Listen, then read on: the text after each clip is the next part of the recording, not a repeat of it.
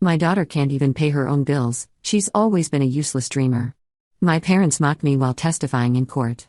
The judge paused, looked straight at her, and said, "She's been a senior surgeon for almost a decade." The entire room fell silent as my parents' face went pale.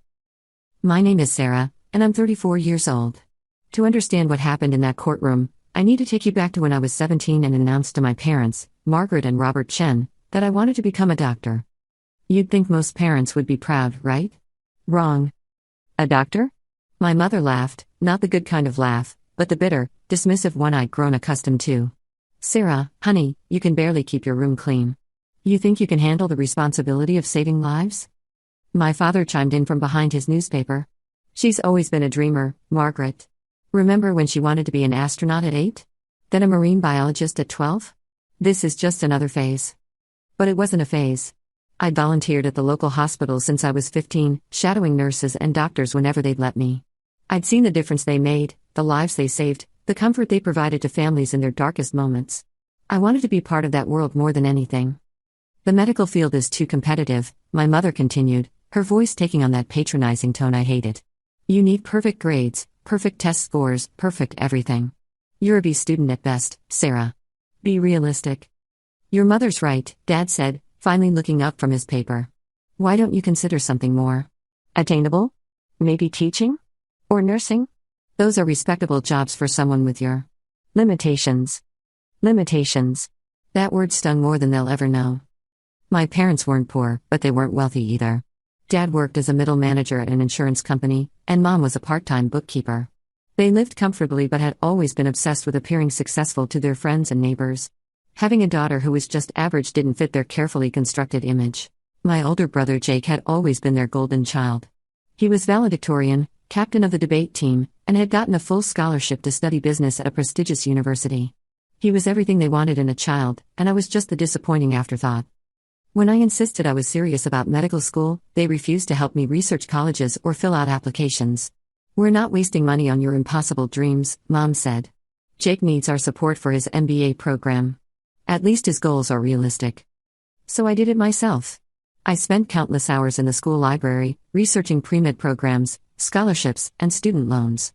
I raised my GPA from a 3.2 to a 3.8 by the end of senior year through pure determination and late-night study sessions. I took the SATs 3 times until I got a score I was proud of. When my acceptance letter to State University's pre-med program arrived, along with a partial scholarship, I was over the moon.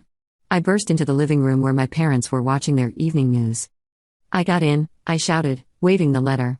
"State University accepted me for pre-med, and I got a scholarship."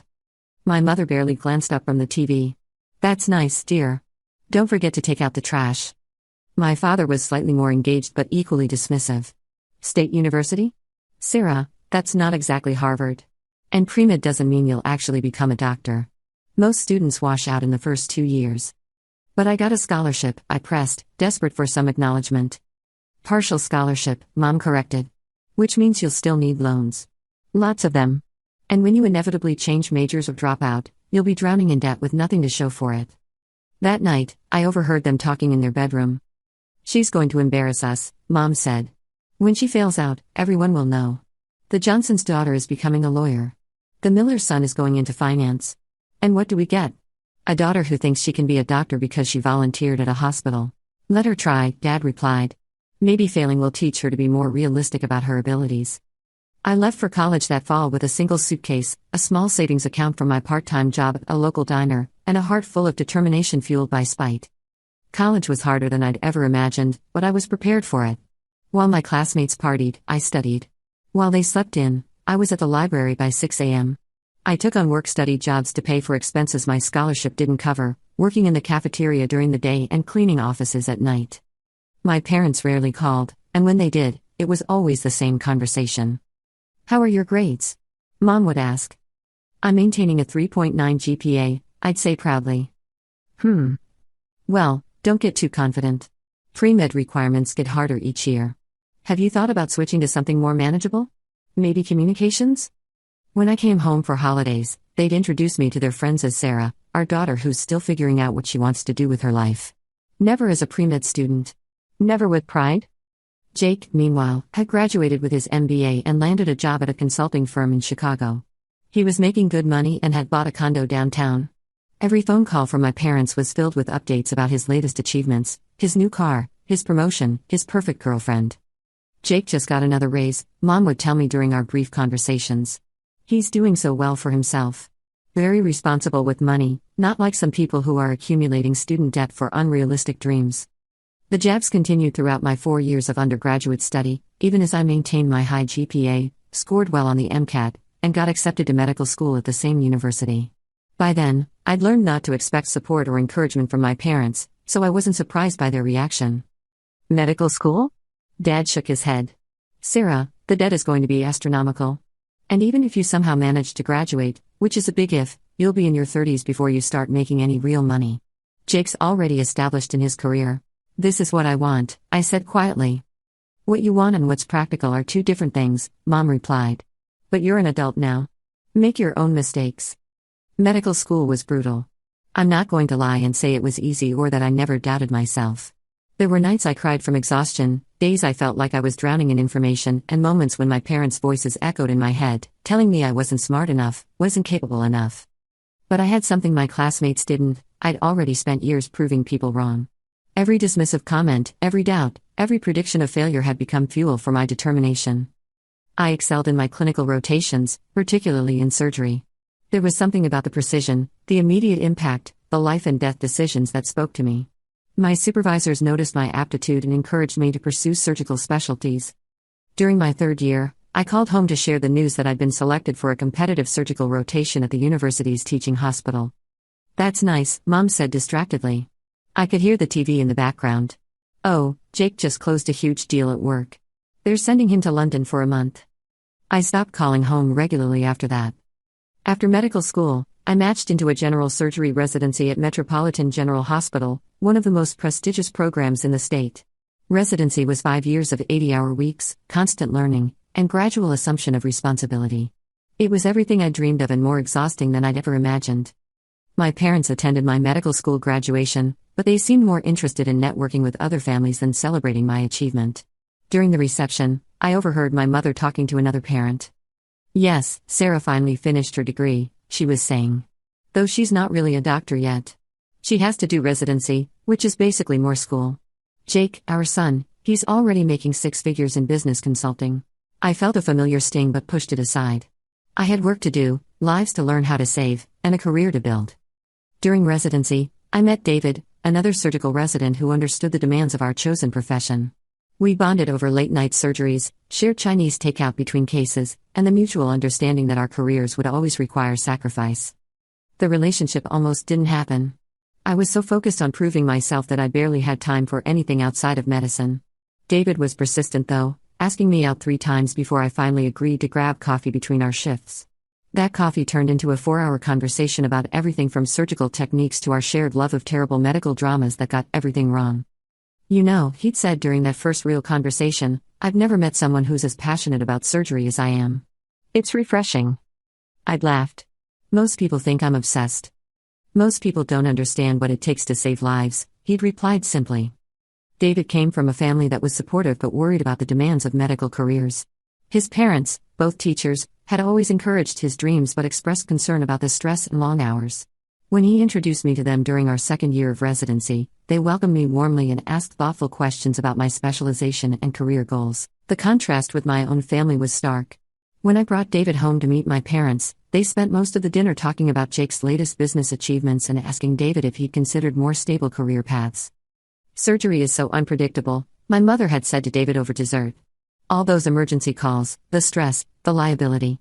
Have you considered internal medicine? Much more regular hours. David had handled it with grace, but later, in the car, he'd been direct. Sarah, your parents seem to have no idea what you've accomplished. They talk about you like you're still a struggling student. They've always been like that, I'd explained. They think I'm chasing an impossible dream. Impossible dream? He looked genuinely confused. You're one of the most skilled residents in our program. Dr. Martinez asked you to assist on that complex liver resection last week. That's not something they offer to people with impossible dreams. We got married in my final year of residency, a small ceremony that my parents attended but seemed to view as another one of my impractical decisions. The wedding was held in the hospital chapel, partly because it was convenient for our schedules, but also because the hospital had become more of a home to us than anywhere else. Doctors marrying doctors, Mom had said to her sister at our reception. They'll never see each other. It's not practical. What she didn't understand was that we saw each other plenty, during surgeries, in the break room at 3 a.m., during the brief moments between emergencies when we could steal a kiss in an empty hallway. Our relationship worked precisely because we both understood the demands of our profession. After our wedding, I threw myself even more deeply into my work. I was determined to secure the best possible position as an attending, and I knew that meant excelling not just in surgery, but in research, teaching, and hospital politics. I started a quality improvement project focused on reducing postoperative infections in emergency surgeries. The project required me to analyze hundreds of cases, implement new protocols, and train staff on updated procedures. It was tedious work that I did in addition to my regular surgical duties, but the results were impressive. We reduced our infection rate by 23% over 6 months. Dr. Richardson, the chief of surgery, noticed my initiative. Chen Williams, he'd said after I presented my findings at the monthly department meeting, "This is exactly the kind of work that sets good surgeons apart from great ones. Have you considered pursuing a fellowship?" A fellowship would mean another year of specialized training, but it would also position me for more advanced procedures and leadership roles. I decided to apply for a fellowship in minimally invasive surgery, a rapidly growing field that would allow me to perform complex operations through smaller incisions, reducing patient recovery time and complications. The fellowship application process was incredibly competitive. I needed letters of recommendation, research publications, and interviews at top programs around the country. My parents' response to this opportunity was predictably negative. "More school?" Dad had said when I mentioned the fellowship. "Sarah, when are you going to start actually working and earning money?" "I am working," I'd explained. "Residents are paid, and fellows are paid too. This is how medical careers progress." "Jake's been making a real salary for 3 years now," Mom had pointed out. "He's building equity, saving for retirement. You're still essentially a student." I tried to explain that medical training was longer but led to higher earning potential, but they weren't interested in listening. To them, Jake's immediate post-college success was more impressive than my methodical progression through one of the most challenging career paths in existence. I was accepted into the fellowship program at Metropolitan General, which meant I could continue working with the same team that had trained me through residency. The fellowship year was intense but incredibly rewarding.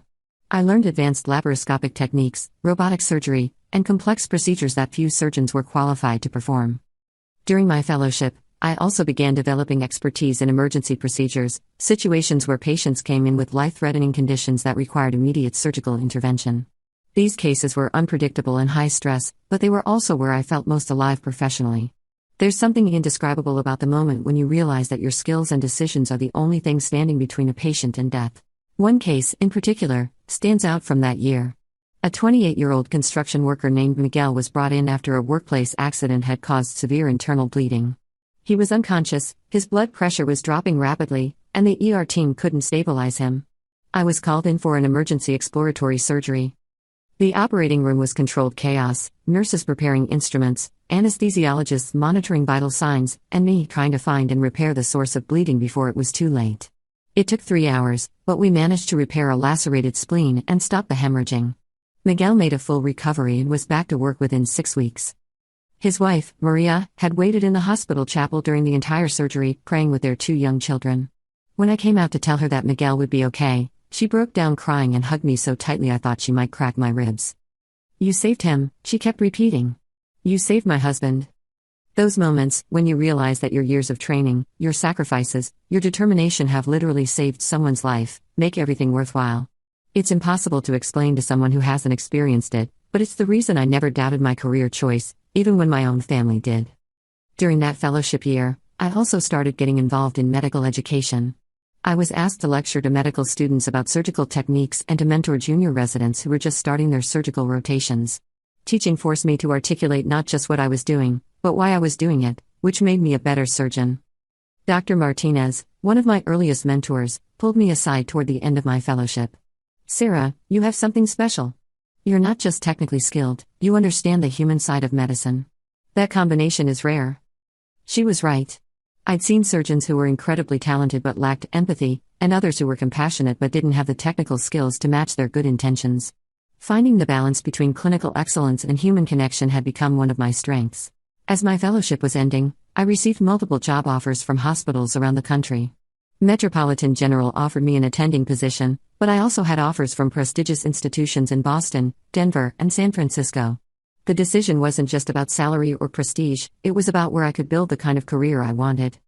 I chose to stay at Metropolitan General, partly because I was comfortable with the team and familiar with the hospital's culture, but also because they offered me the opportunity to develop their emergency surgery program.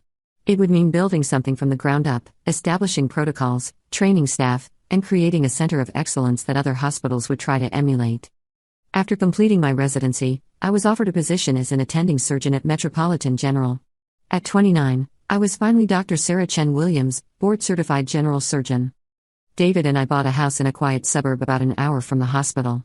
It wasn't a mansion, but it was ours, and it represented everything we'd worked toward. We were finally established professionals with stable careers and a bright future ahead of us. The award came with a $10,000 prize and would be presented at a gala dinner attended by hundreds of medical professionals from across the state. It was the kind of recognition that most doctors only dream of receiving. I called my parents with the news, genuinely excited to share what I thought they'd finally recognize as a major achievement. "Mom, I have some really exciting news. I've been named Surgeon of the Year by the State Medical Association." There was a pause. That's nice, Sarah. What exactly does that mean?" "It means I'm being recognized as one of the top surgeons in the entire state. There's going to be a ceremony, and I'll receive an award for my contributions to medicine." "Oh. Well, congratulations, I suppose. Is there any money involved?" "There's a prize, but that's not really the point. This is about professional recognition." Well, Jake just found out he's being considered for partner at his firm. That would be a real achievement, financial security, prestige, a future." I'd hung up that day feeling more disappointed than I had in years. Not because I needed their approval anymore, but because I finally understood that they would never see me as successful, no matter what I accomplished. David found me crying in our kitchen that evening, and when I told him about the conversation, he was furious. "Sarah, you save lives every day. You've been recognized by your peers as one of the best surgeons in the state. You earn more money than most people can imagine. You've achieved everything you set out to do and more. Their inability to recognize that says nothing about you and everything about them." He was right, of course. But it still hurt. The award ceremony was beautiful. I wore a navy blue evening gown that made me feel confident and professional, and when my name was called, I walked to the podium feeling proud of the journey that had brought me there. The standing ovation from my colleagues was more meaningful than any approval from my parents could have been. My acceptance speech focused on the importance of perseverance and believing in yourself even when others doubt you. I didn't mention my parents directly, but the theme was clear to anyone who knew my story. "Sometimes the people who believe in us least are the ones who motivate us most," I'd said to the audience. "Every obstacle becomes a stepping stone when you're determined enough to keep climbing." After the ceremony, Dr. Richardson, the chief of surgery at Metropolitan General, approached me with an unexpected offer. "Sarah, I've been watching your career progression, and I'm impressed not just with your surgical skills but with your leadership potential. We're opening a new satellite facility next year, and I'd like you to consider applying for the position of Chief of Surgery." Chief of Surgery. At 34, I'd be one of the youngest department chiefs in the hospital system. It would mean overseeing a staff of dozens, managing a multi-million-dollar budget, and setting the surgical standards for an entire facility. "I'm honored that you'd consider me," I'd replied, trying to keep the excitement out of my voice. "Think about it," he'd said. "The position comes with a significant salary increase and the opportunity to build a department from the ground up. I think you'd be perfect for it." The salary increase he was referring to would bring my annual compensation to nearly $500,000, not including bonuses and benefits. At 34, I'd be earning more than my parents had ever made combined in their best years. But when I called to share this potential opportunity, their response was predictably dismissive. "More responsibility just means more stress," Mom had said. "And if it's a new facility, who knows if it will even be successful? You'd be taking a big risk leaving a stable position." "I'm not leaving Metropolitan General," I'd explained. "This would be a promotion within the same hospital system." Still sounds risky to me. Jake's career path is much more traditional and secure. By then, I'd stopped expecting different responses, but it still amazed me that they could find the negative angle in any situation. "The house is nice," Dad admitted grudgingly. "Though I don't understand why you need so much space for just 2 people. Jake and his fiancée are looking at condos in Manhattan. Much more practical." During that visit, I tried to show them around the hospital where I worked, thinking maybe seeing me in my element would finally make them proud. They agreed to come, but spent most of the tour checking their phones and making comments about how stressful my job seemed. "All those life and death decisions," Mom said with a shudder. I couldn't handle that kind of pressure. Good thing Jake chose a career where the stakes aren't so high. Even when I was featured in the hospital newsletter for successfully performing a particularly complex surgery, they remained unimpressed. Anyone can get their picture in a company newsletter, Dad said when I showed him the article. Jake was just profiled in a national business magazine. Over the years, I learned to stop seeking their approval. David and I built a life together, surrounded by colleagues who respected our expertise and friends who valued us for who we were, not what we did for a living. I found fulfillment in my work, saving lives and training the next generation of surgeons. By the time I turned 34, I had been promoted to senior surgeon and was being considered for the role of chief of surgery at a satellite hospital. I'd performed thousands of surgeries, published research papers, and spoken at medical conferences around the country. I was respected in my field and financially comfortable. But to my parents, I was still the dreamy teenager who they were convinced would fail. Which brings me to what happened last month. My grandmother, my father's mother, passed away at 91. Grandma Rose had always been the one family member who believed in me. She'd sent me care packages during medical school and called every few months to check on my career. When she died, I was heartbroken but also grateful that she'd lived to see me succeed. The reading of her will was scheduled for a Thursday morning at the law office of Patterson, Burke and Associates. I took the day off from surgery, which was unusual for me, but I wanted to pay my respects to the woman who'd been my sole supporter for so many years. The law office was exactly what you'd expect: dark wood, leather-bound books, and the smell of old money and older secrets. The lawyer, Mr. Patterson, was a distinguished man in his 60s who'd been handling our family's legal affairs for decades. Present for the will reading were my parents, Jake and his wife Jessica, my Aunt Linda, Dad's sister, Uncle Tom, Mom's brother, and myself. We sat around a large conference table while Mr. Patterson reviewed the documents. Grandma Rose had been more well-off than any of us realized. She'd been quietly investing her late husband's pension for decades and had accumulated a substantial estate. Most of her possessions and money were divided among her children and grandchildren, with everyone receiving something meaningful. But then Mr. Patterson got to the final item.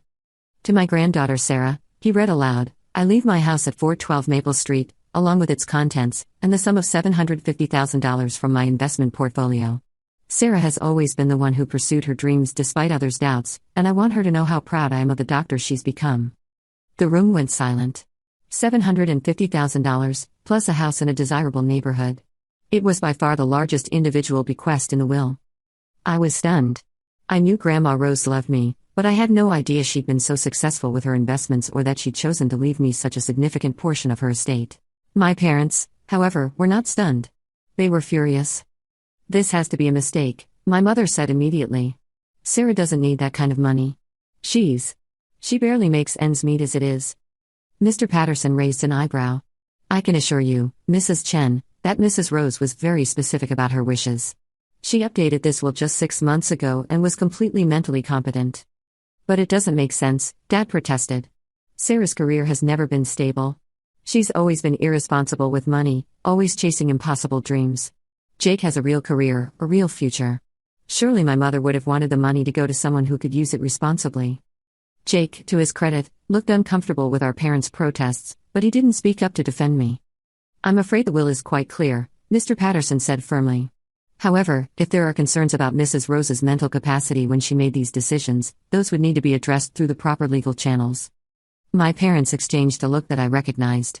It was the same look they'd shared when I announced I wanted to be a doctor, the same look they'd given each other when I got accepted to medical school, the same look that had accompanied every dismissive comment about my unrealistic dreams. "We'll contest the will," Mom said decisively. My mother-in-law was clearly not thinking straight. Sarah has never been financially responsible. She's been living paycheck to paycheck her entire adult life, accumulating student debt, making impractical decisions. Jake is the one who should inherit the bulk of the estate. I felt like I'd been slapped. After everything I'd accomplished, everything I'd overcome, they still saw me as a failure. Mr. Patterson looked uncomfortable but nodded. "That's your right, of course. But I should warn you that contesting a will is expensive and time-consuming, and Mrs. Rose was very thorough in documenting her reasons for her decisions." "We don't care about the cost," Dad said. "This is about doing what's right for the family." And that's how I found myself, 3 weeks later, sitting in a courtroom while my parents attempted to have my grandmother's will overturned. They hired a lawyer, a sharp woman named Ms. Rodriguez, who argued that Grandma Rose had been unduly influenced or was suffering from mental decline when she made her final will. Their case centered on the idea that I was financially irresponsible and that leaving me such a large inheritance was evidence of diminished capacity. My parents took the witness stand and systematically tore apart my life and career. Your Honor, my mother said, her voice taking on that familiar patronizing tone, my daughter has always been a dreamer, completely unrealistic about her abilities and prospects. She accumulated massive student loans for an impractical career path, and she's never been able to manage money responsibly. Can you elaborate on what you mean by impractical career path? Ms. Rodriguez asked. She insisted on pursuing medical school despite not having the grades or aptitude for it, Mom replied. We tried to guide her toward more realistic options, but she refused to listen. She's been struggling financially ever since, always borrowing money, never able to pay her own bills. I sat there listening to this character assassination, my lawyer beside me taking notes but looking puzzled. We'd prepared for various arguments, but I hadn't expected my parents to completely fabricate my financial situation. Dad took the stand next and was even more brutal. Sarah has never been able to support herself, he testified. My daughter can't even pay her own bills, she's always been a useless dreamer. She lives beyond her means, makes impractical decisions, and has no understanding of financial responsibility. My mother was clearly not thinking clearly when she decided to leave such a large sum to someone who would inevitably waste it. The words useless dreamer hit me like a physical blow. After everything I'd achieved, after proving them wrong at every step, that's how they still saw me. Jake testified as well, though he was less harsh than our parents. He focused on our grandmother's age and suggested that she might have been confused about my actual financial situation. Sarah has always struggled, he said carefully. I think Grandma Rose might have thought she needed help more than she actually does, though I'm not sure she really understood Sarah's situation. Throughout all of this, I noticed that no one had actually asked about my current job, my current financial situation, or my current life. They were all operating on assumptions and outdated information, painting a picture of me that was 15 years out of date. When it came time for my defense, my lawyer, Mr. Thompson, stood up with a slight smile. Your Honor, I'd like to call Dr. Sarah Chen Williams to the stand. Even the way he said doctor seemed to surprise my family. I took the stand and was sworn in, my hands trembling slightly. This wasn't a medical emergency, where I was confident and in control. This was my family trying to prove I was a failure, and it hurt more than I'd expected. Mr. Thompson started with basic questions about my background and education. As I described my journey through medical school, residency, and into my current position, I could see my family's expressions changing from confident to confused to concerned. Dr. Chen Williams, Mr. Thompson said, could you please tell the court about your current position? I'm a senior surgeon at Metropolitan General Hospital, I replied. I specialize in general surgery and trauma surgery.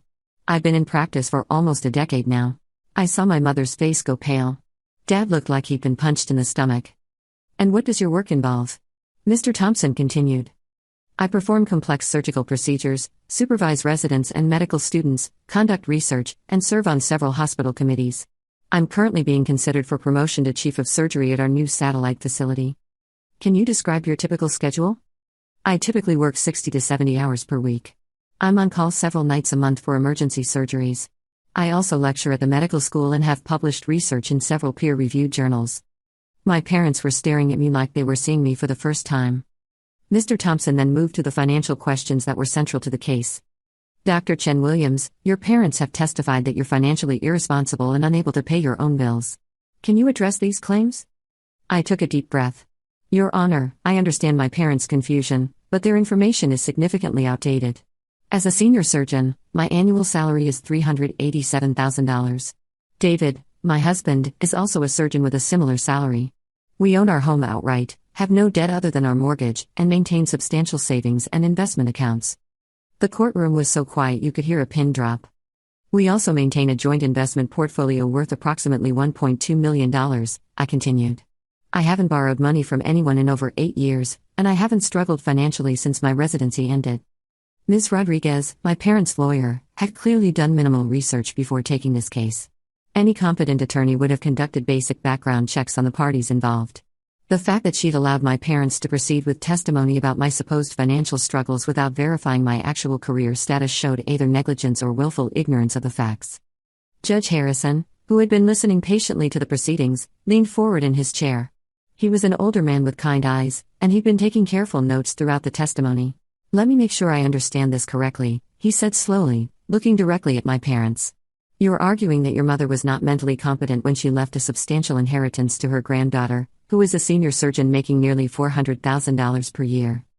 My mother opened her mouth to respond, but no words came out. The judge continued, his voice taking on a slightly incredulous tone.